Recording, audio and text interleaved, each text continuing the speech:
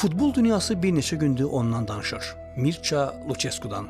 Dünya futbolunda ən çox titul, kubok qazanan 3 məşqçidən biri olan nurani simalı Rumundan. Lucescu'nun mütləq əksəriyyətə sevdirilən təkcə məşqçiliyi deyil, həm də xarakteri, insanlığıdır.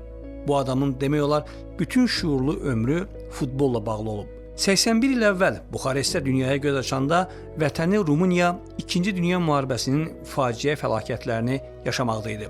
Təxminən 1 milyon Rumun 1941-45-ci illərdə Alman Sovet cəbhəsində həlak olmuş, həyatın bütün sahələri çökmüş, ölkədə misli görünməmiş aclıq başlamışdı. Rumıniya yağışdan çıxıb yağmura düşmüşdü. Alman faşistlərinin işğalını Qırmızı Sovet ordusunun işğalı əvəzləmişdi. Uşaqlığı belə bir ağır dövrə təsadüf edən Mirçanı, xarakteri, çətinlikdən qorxmamağı Buxarestin xarabalıqları içindən parlaq gələcəyə daşıdı.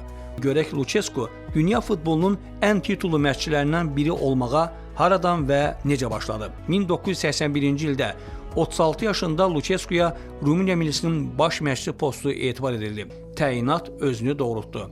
1984-cü ildə Lucescu Rumıniyanın tarixində ilk dəfə Avropa çempionatına çıxardı. 1986-da futbolçu kimi yetişdiyi Dinamo Buxarestdə baş məşqçi kimi dönən Mister ləqəbli Lucescu burada ilk titulunu qazanır. Rumıniya kuboku. O zaman kimsə düşünməzdi ki, Lucescu təxminən 45 il, demək olar ki, son nəfəsinədək məşqçi işləyəcək və yarım əsrə yaxın müddətdə nə az, nə çox, bəzi mənbələrə görə 35, bəzi mənbələrə görə 37 kubok qazanacaqdı. Lucescu 21-ci əsrə yeni coğrafiyadan başladı. İstanbul, Bosfor sahilləri, Ali Samiyen. Fatih Terim Qalatasaraya tarixinin ən böyük uğurunu, UEFA kubokunu qazandıraraq Fiorentinaya yollanmışdı. Sərtliyi ilə Türk kabadaylarını xatırladan Terimdən sonra sakit təbiətli, əfəndi xarakterli Lucescu'nun Qalatasarayın əksəriyyəti ipə sapa yatmayan ərköyün heyəti ilə necə dil tapacağı böyük maraq doğururdu. İstanbula gəldikdən ay yarım sonra indiyədək Türk futbolunda təkrarlanmayan uğuru qazandı. Galatasaray UEFA Superkuboku uğrunda maçda Real Madridi Mario Jardel'in qolları ilə əlavə vaxtda 2-1 məğlub edərək tarixi nəticəyə imza atdı. Galatasarayı çempion edib 2002-ci ilin iyununda klubdan ayrılmağı ilə Beşiktaşa keçməyi bir oldu. Qara Qartallara elə həmin mövsümdəcə Türkiyə çempionluğunu qazandırdı. Ondan sonra 12 illik Şaxtyor karyerası. Mircea Donetsk klubunun tarixini demək olar ki, silib yenidən yazdı. 12 ildə 8 Ukrayna çempionluğu, 7 Ukrayna Superkuboku, 6 Ukrayna kuboku. 2008-2009 mövsümündə isə Şaxtyora tarixinin ən böyük titulunu qazandırdı. UEFA kuboku. Futbolla vidası da Türkiyədə oldu. Ona doğma olan, illər öncə hər qarşında sevgi gördüyü Beşiktaşın stadionunda.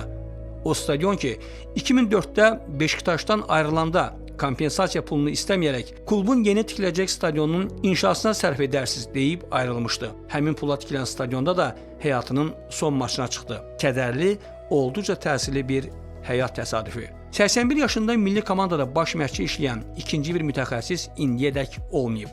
Bundan sonra da çətin ola. Hələ 2010-cu ildə Lucescu müsahibəsində demişdi ki, artıq təqaüd yaşındayam, amma mən heç vaxt təqaüdə çıxmayacağam.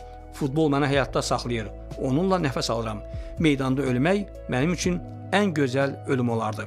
Demək olar ki, belə də oldu. Rumıniya play-offda Türkiyəyə uzub dünya çempionatından kənarda qaldı. İnsanın əvvəl ümidləri ölür, sonra isə özü. Dünya çempionatı, ora yollanmaq istəyi bəlkə də 81 yaşında Lucescu'nu həyatda tutan yeganə qüvvə idi.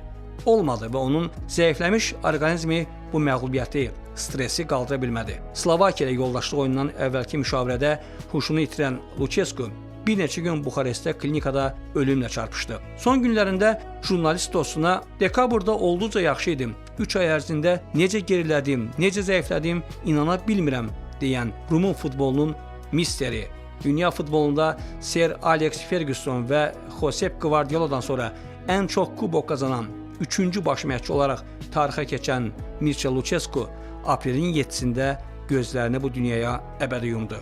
Əgər sənin heç vaxt olmadığın uzaq Azərbaycanda belə yüzlərlə insan sənin yoxluğuna üzülürsə, demək arzuladığın xoşbəxt ölümlə getdin bu dünyadan Mircea. Nur içində yat, nurlu insan.